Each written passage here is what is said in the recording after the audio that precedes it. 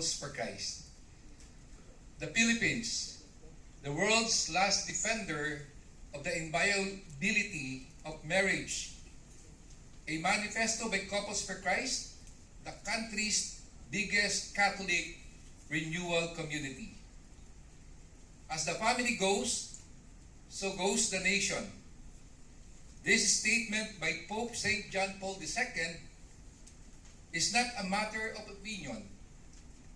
Global statistics confirm that youth from divorced parents are more inclined to commit crimes, are more prone to substance addiction, have more mental health problems with societal tendencies, and perform less satisfactorily in school.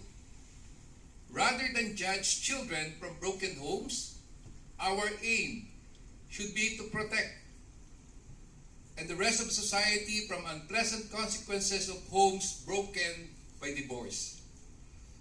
Couples for Christ strongly opposes the proposed divorce law for the Philippines.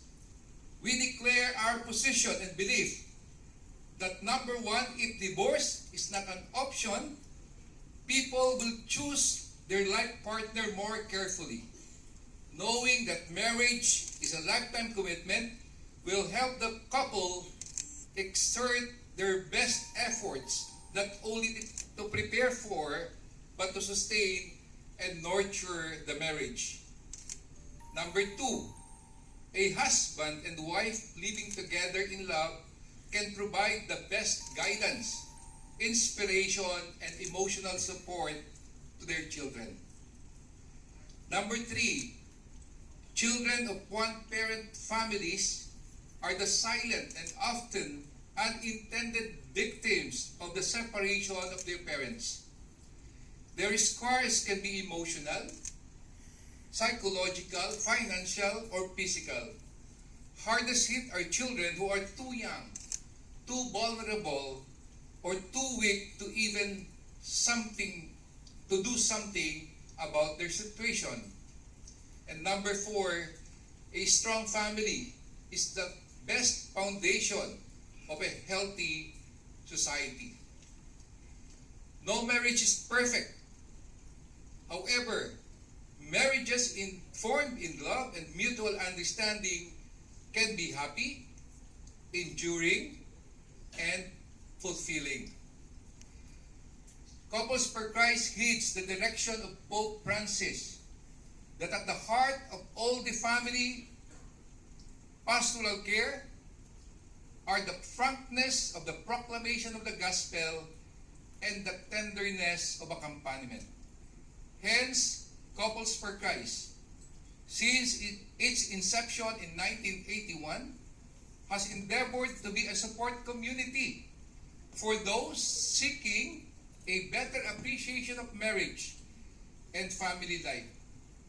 CFC also accompanies persons with emotional and spiritual burdens in their journey toward pastoral, personal, and couple renewal.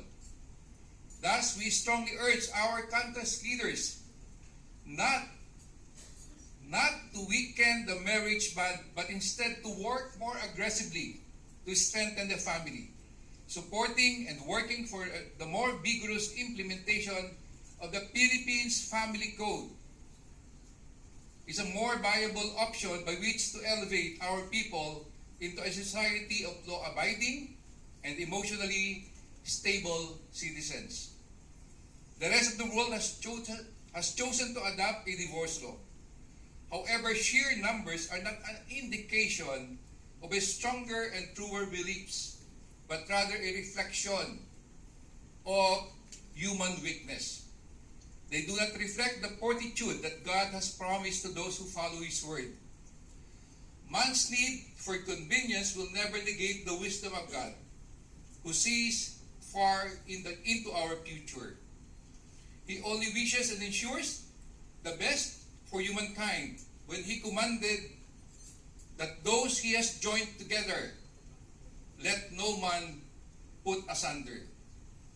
Couples for Christ, or CFC, believes that God is using the Philippines, our country, as an instrument to be the light to the world to rediscover the beauty of a solid marriage and family. We say no to the proposed bill